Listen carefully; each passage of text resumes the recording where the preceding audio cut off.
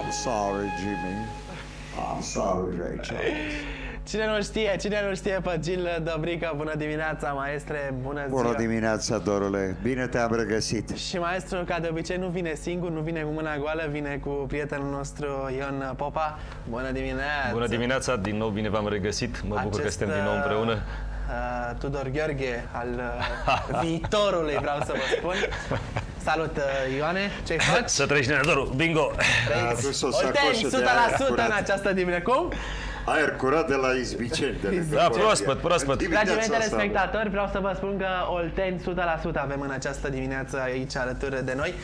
Domnul Marian, ceva oltenește nu ne faci și nouă într-o dimineață? De ce? Nu știu. Nu știi, O să vii să te învăț să faci o ciorbă de praz de reveneală, fii atent aici. Cea mai bună ciorba de praz după nopțile grele, o ciorbă dreasă cu praz așa mult și cu acritură, te pune pe picioare, zici că ești nou-nouț. Cel mai bun medicament.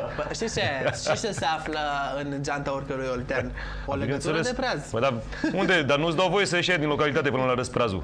Ai arătat, gata, salut, nenică, ești bine, ești bun, înseamnă că te întorci.